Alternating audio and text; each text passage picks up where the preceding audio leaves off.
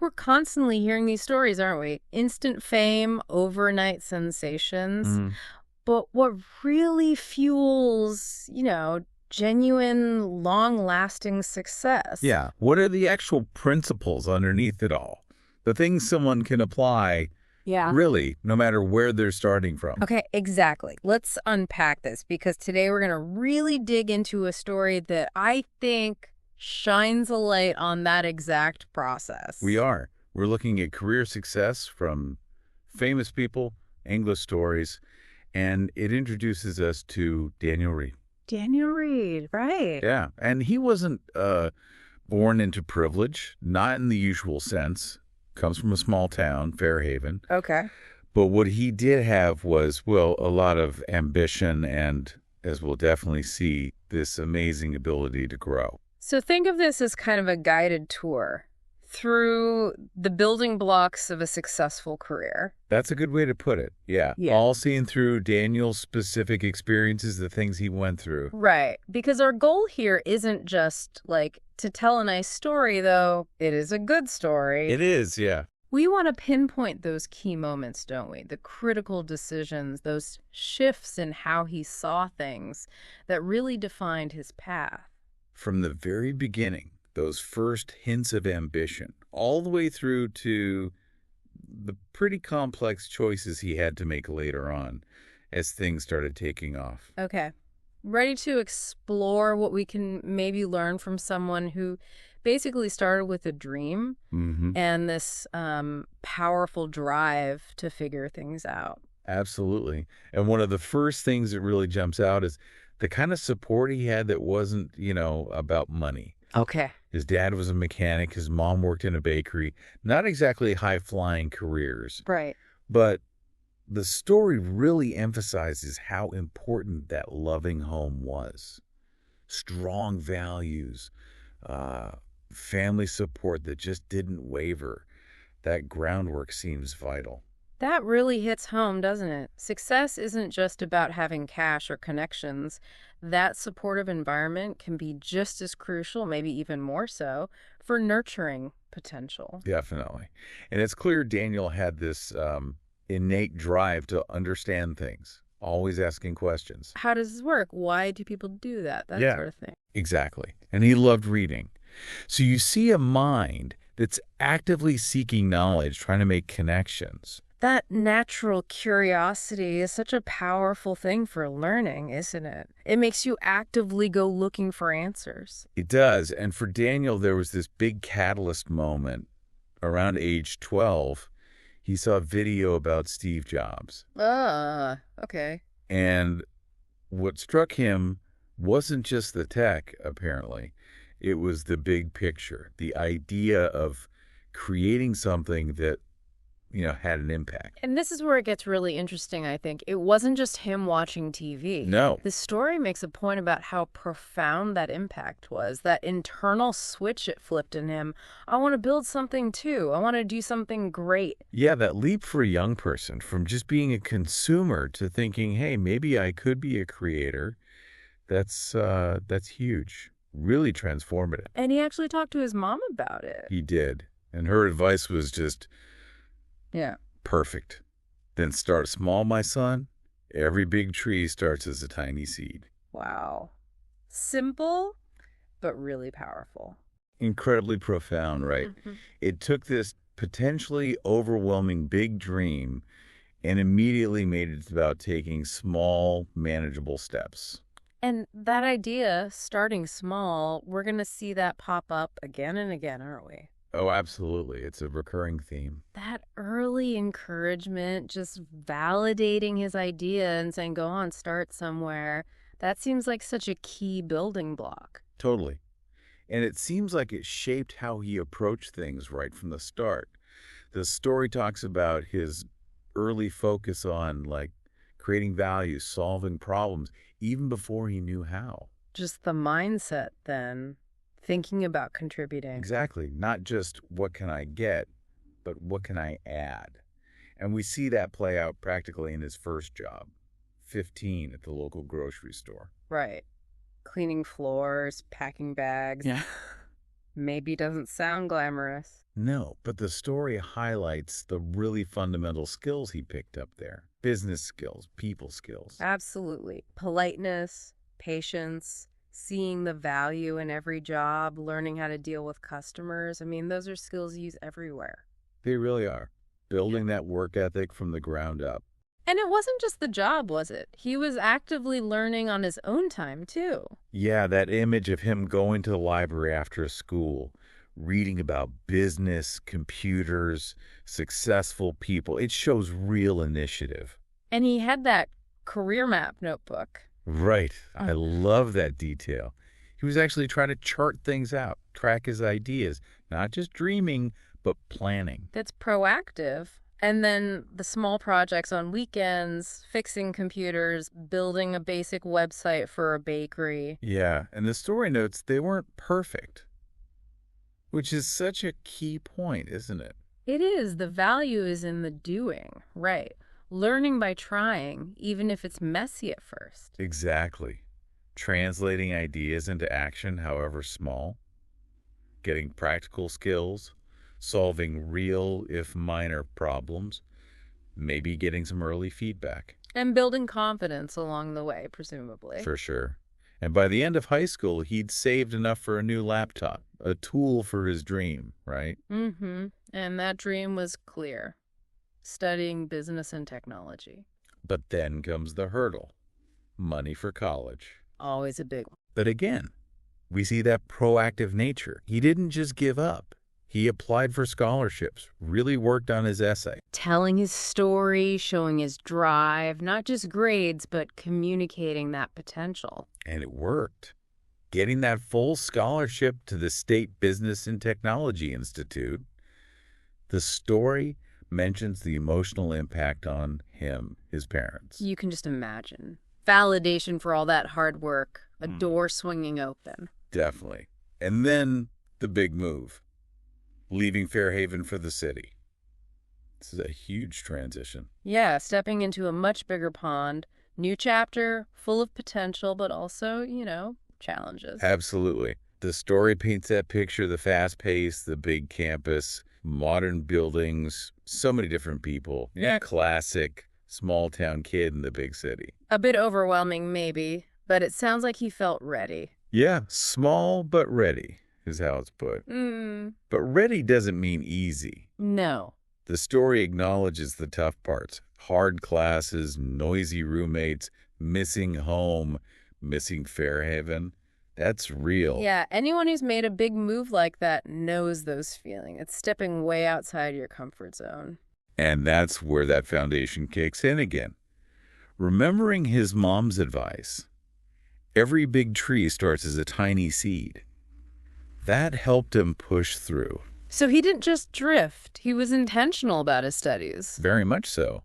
Sitting in the front row, asking questions, studying late, keeping a schedule.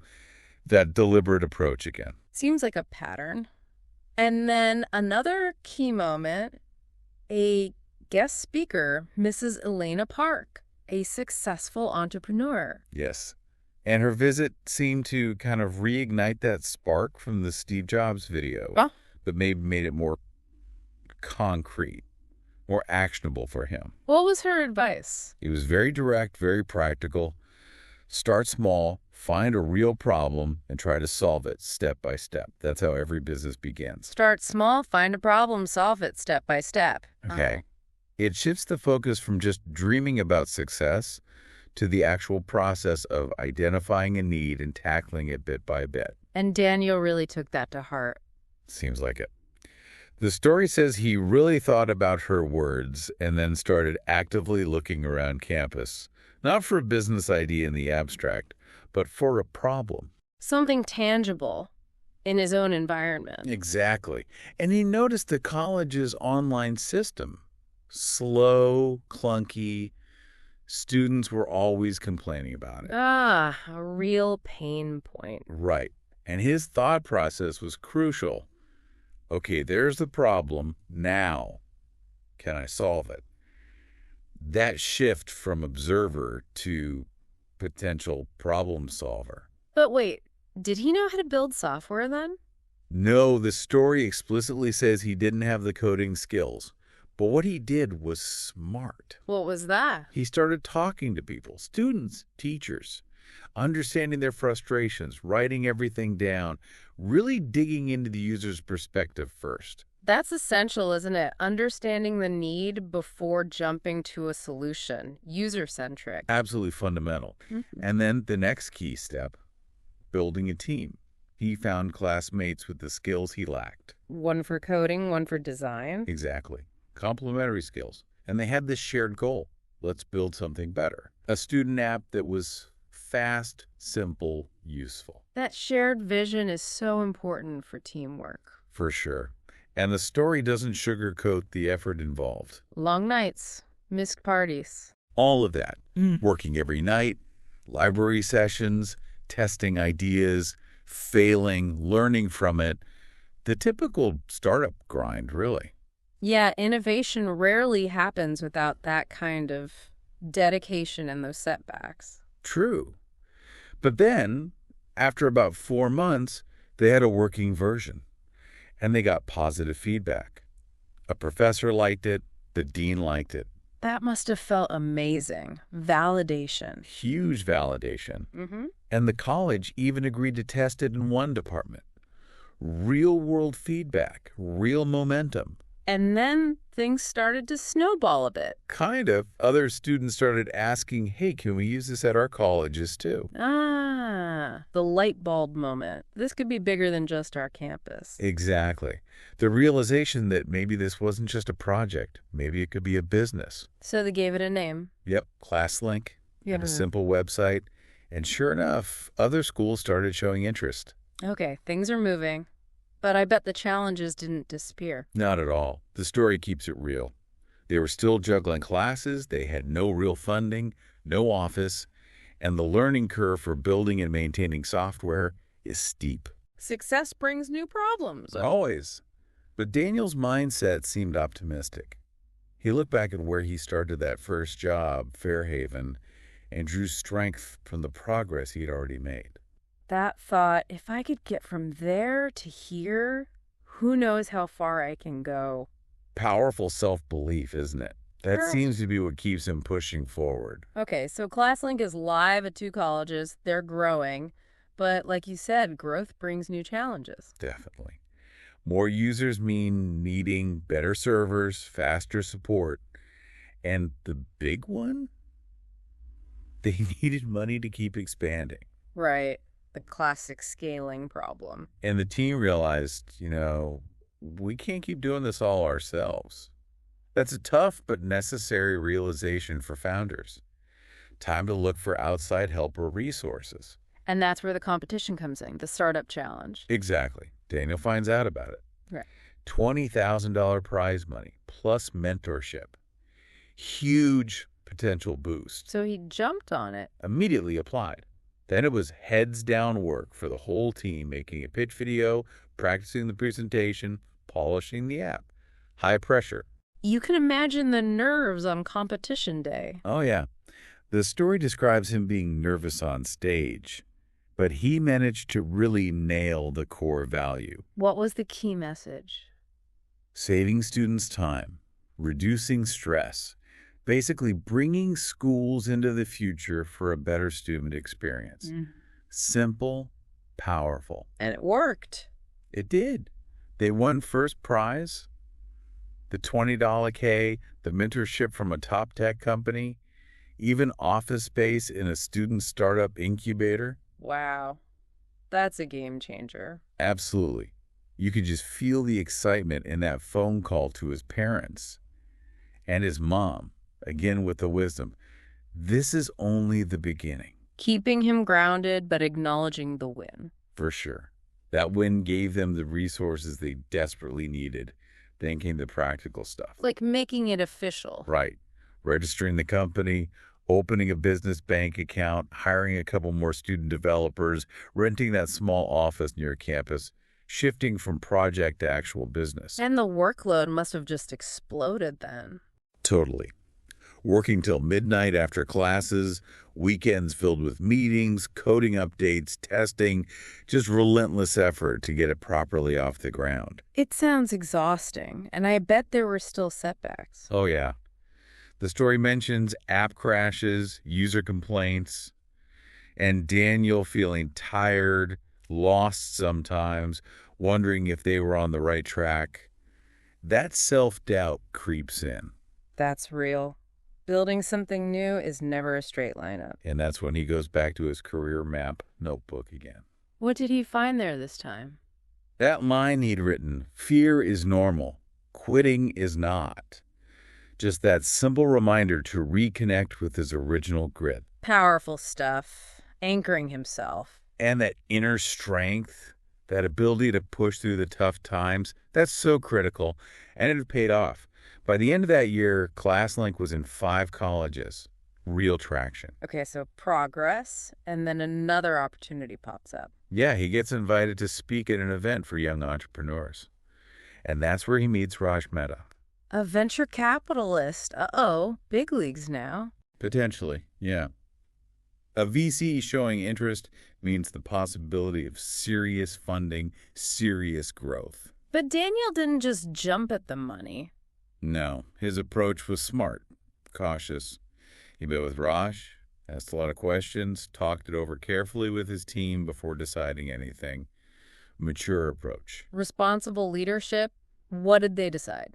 They ended up taking a smaller, less risky investment initially, enough to add better features, hire more support staff, and crucially, land their first paid contract with a private university.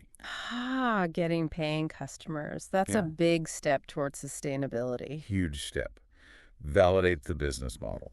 So, reflecting on this whole phase, Daniel really took that leap of faith, didn't he? He really did. From small town kid to tech founder, navigating all this complexity. And the story doesn't pretend it was easy or mistake-free. But the growth is undeniable, personally and professionally. And it all stemmed from that small idea and a whole lot of belief and hard work. Okay, so ClassLink is really taking off now. 20 schools, team growing, investors interested. Sounds like the dream, right? On the path to big success. From the outside, definitely. But rapid growth like that often brings its own set of problems, doesn't it? Things bubbling under the surface. Like what?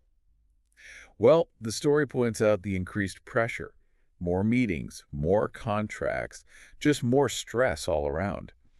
And it started impacting Daniel personally. Less time for family, not enough sleep. The classic burnout risk. Growth can be consuming. Exactly. And it led to this really important team meeting. Priya and Michael, his core team members, voiced their concerns. Concerns about what? The tech. No, about the focus. They felt like they were starting to drift, chasing deals, chasing download numbers, maybe losing sight of the original goal, actually helping students. Oof. That's a tough conversation to have and to hear. It is. But Daniel's reaction was key. He realized they were right. He saw the tension, the tiredness in the team. It shows real leadership to listen to that kind of feedback. So what did she do? He took a walk, went back to campus, sat on that bench near the library where the whole idea started. A symbolic return to their roots. Trying to reconnect with the original why. Precisely. And he pulled out that old notebook again. The career map. What hit him this time? A line he'd written. Never trade purpose for popularity. Pow. Right between the eyes.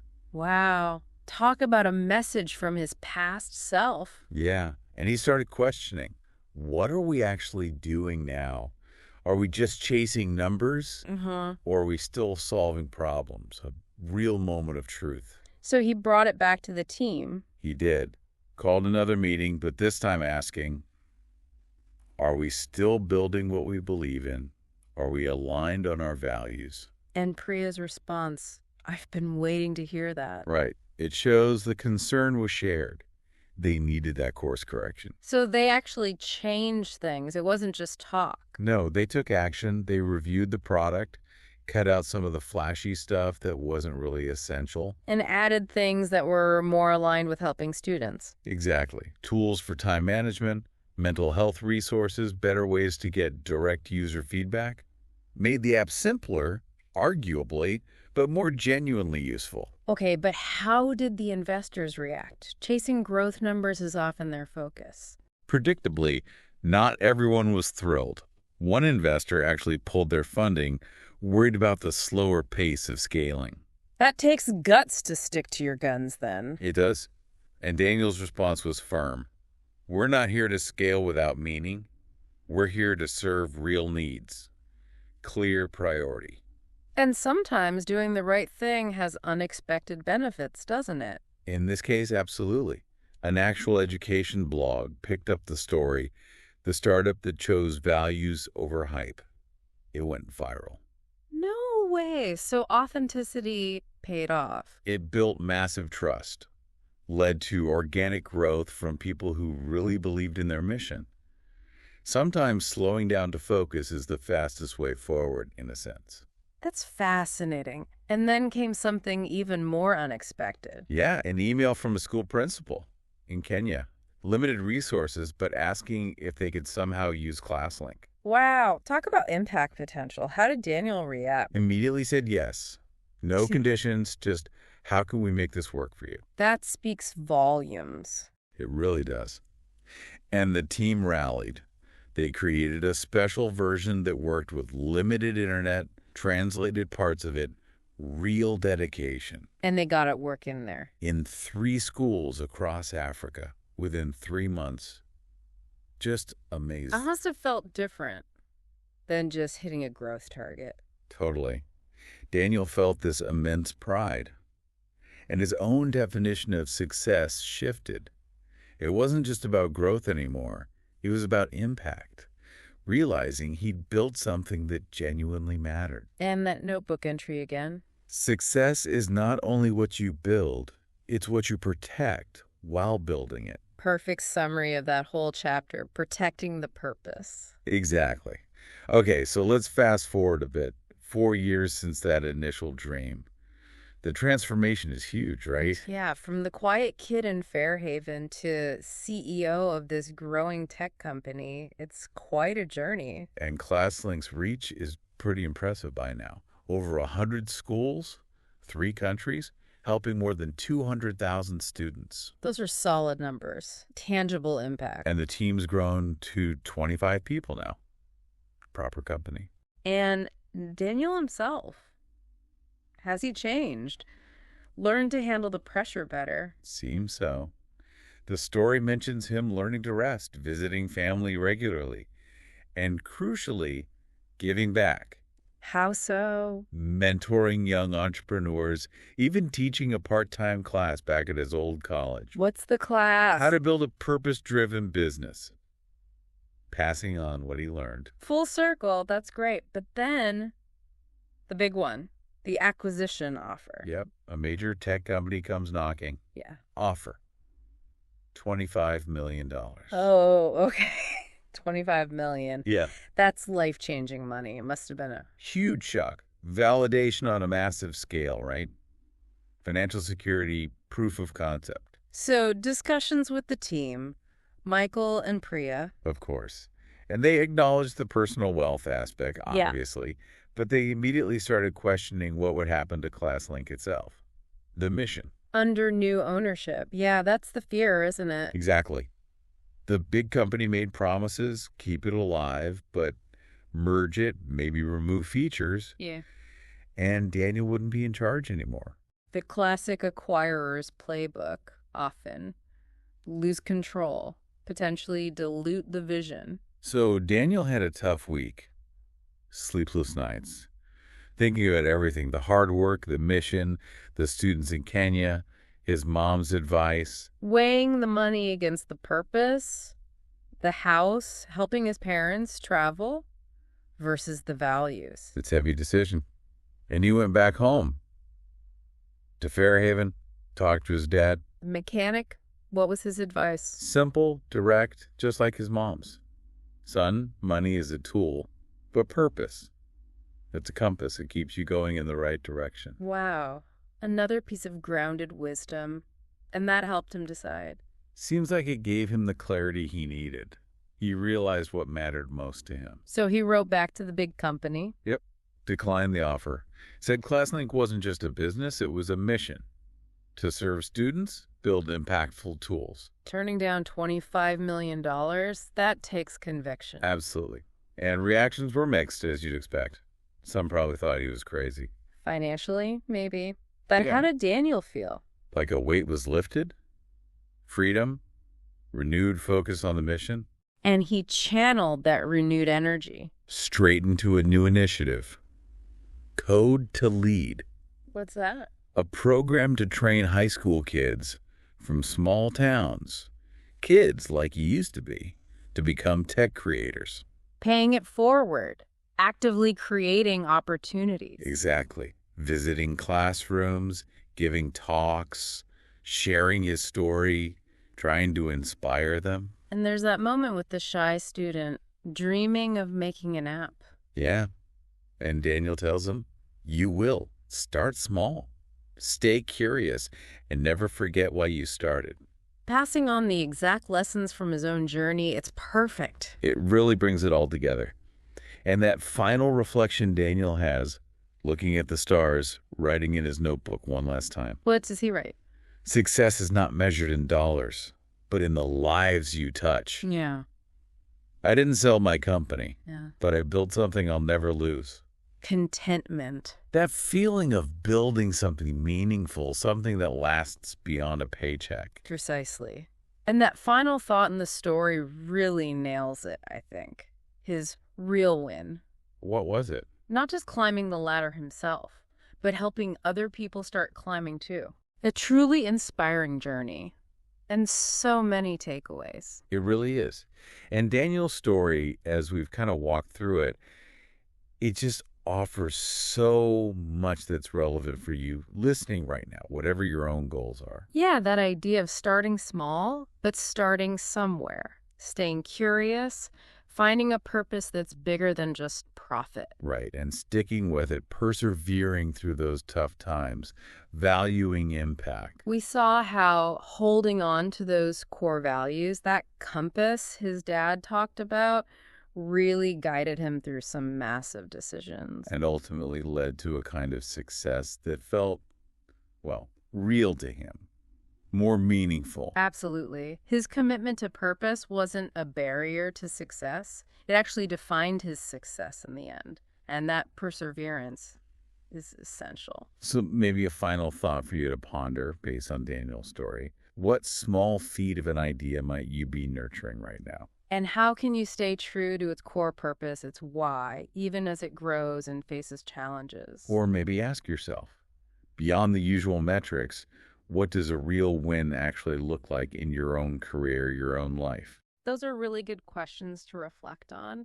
Daniel's experiences, that curiosity, the grit, the focus on purpose definitely give us a lot to think about for our own paths. Thanks for digging into this with us.